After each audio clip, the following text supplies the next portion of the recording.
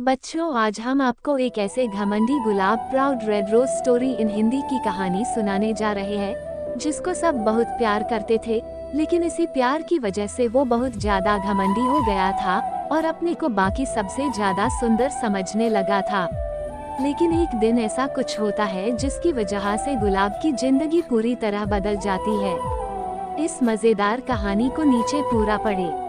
एक बार रेगिस्तान में बहुत सारे पौधे और फूल थे जो एक साथ रहते थे, जैसे कैक्टस, रेगिस्तानी गेंदा, ताड़ के पेड़, रेगिस्तानी सूरजमुखी और इसी तरह और भी कई सारे पेड़। सारे पेड़ पौधे काफी मिलजुल कर रहते थे और सभी एक दूसरे के सुख दुख में एक दूसरे का सहयोग करते थे।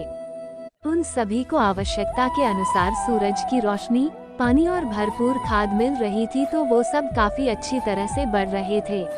उन्हीं सब के बीच में एक छोटा और प्यारा सा गुलाब का पौधा भी पैदा हुआ। उसकी पंखुड़ी सुर्ख लाल रंग की थी। गुलाब का पौधा उन सभी पौधों के बीच काफी सुंदर और अलग लगता था।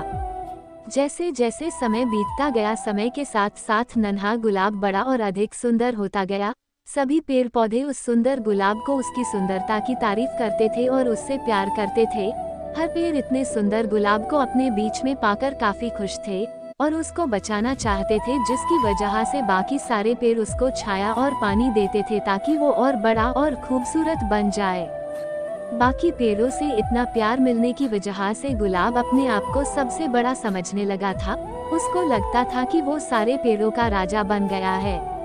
वो बहुत ही ज्यादा घमंडी हो गया था और अपने अगल बगल वाले कैक्टस के पौधों को बिल्कुल भी पसंद नहीं करता था।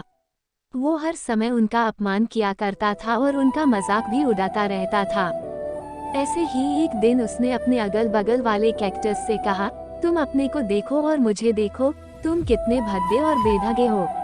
तुम्हारे कांटे कितने अजीब है, तुम्हारे फूलों से तो महक भी नहीं आती है। वही मेरा शरीर कितना पतला और लचीला है, मेरे कांटे भी तुमसे अच्छे हैं और मेरे फूल का क्या कहना, वो तो दुनिया में सबसे खूबसूरत और महकदार है। बाकी आसपास के पेड़ों ने गुलाब को रोकने की बहुत कोशिश की, लेकिन वो बोलता ही रहा। कैक्टस उसकी बातें सुनकर मुस्कुराने लगी, लेकिन उन्होंने कुछ भी नहीं बोला। इतना सब होने के बाद भी दोनों कैक्टस उस गुलाब को हर दिन पानी और छाया देते हैं, लेकिन गुलाब के बर्ताव में कुछ भी बदलाव नहीं आता है। एक दिन उस रेगिस्तान में बहुत भयंकर तूफान आता है। सारे पेड़ बुरी तरह से हिलने लगते हैं। वो दोनों कैक्टस गुलाब को कसकर पकड़ लेते हैं और जब कुछ समय के बाद तूफान खत्म होता है तो वो देखते हैं कि सिर्फ वही गुलाब और दोनों कैक्टस ही जिंदा बचे हैं और बाकी सारे पेड़ आंधी की वजह से या तो टूट गए थे या गिर गए थे। ये देखकर उनको बहुत दुख होता है, लेकिन वो कुछ कर भी तो नहीं सकते थे। जल्द ही बसंत का मौसम बीत गया और गर्मी का मौसम आ गया। गर्म मौसम के कारण उस रेगिस्तान में पानी लगभग समाप्त हो गया था और गर्म हवा चल रही थी। उन सभी कारणों से लाल गुलाब का जीवन कठिन हो गया था। जो गुलाब एक समय में सबसे ज्यादा सुंदर दिखता था, वो अब लगभग मुरझा गया था। दोनों कैक्टस फिर भी उसको छाया देने की कोशिश करते थे, लेकिन अपने घमंड के कारण गुलाब उन दोनों से मदद लेने तो तैयार नहीं था। ऐसे ही एक दिन पानी की कमी और गर्म हवा के कारण लाल गुलाब लगभग मरने की कगार पर पहुंच गया। तभी दोनों कैक्टस में उसको अपने तने में से निकालकर पानी दिया और उसको अपनी छाया में ले लिया।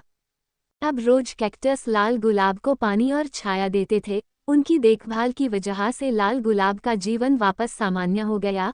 लाल गुलाब को कैक्टस के साथ किए गए अपने दुर्व्यवहार का एहसास हो गया था। वो बहुत ही ज्यादा शर्मिंदा था और उसने दोनों कैक्टस से अपने किए की माफी भी मांगी। दोनों कैक्टस गुलाब के अंदर इतना बड़ा बदलाव देखकर बहुत खुश हुई और उन्होंने गुलाब को माफ कर दिया। कुछ समय के बाद वापस बसंत ऋतु आई और गुलाब और कैक्टस के आसपास वापस काफी सारे पेड़ पौधे उगने लगे। अब सब कुछ पहले की तरह अच्छा हो गया था। लाल गुलाब अब छोटे पौधों को अपनी और कैक्टस की कहानी सुनाता और सबको यही समझाता था कि हमें अपने रूप के ऊपर घमंड नहीं करना चाहिए। घमंडी लाल गुलाब proud red rose story in Hindi कहानी से क्या शिक्षा मिलती है? बच्चों, लाल गुलाब कहानी से हमें ये शिक्षा मिलती है कि जब आप लालची और अभिमानी हो जाते हैं, तब आप अपनी आत्म पहचान खो देते हैं। चाहे आप सबसे सुंदर या बुद्धिमान हो, कोई भी आपका सम्मान नहीं करेगा। लेकिन अगर आपके पास शीतलता और शांति है तो हर कोई कांटेदार कैक्टस की तरह आपका सम्मान करेगा।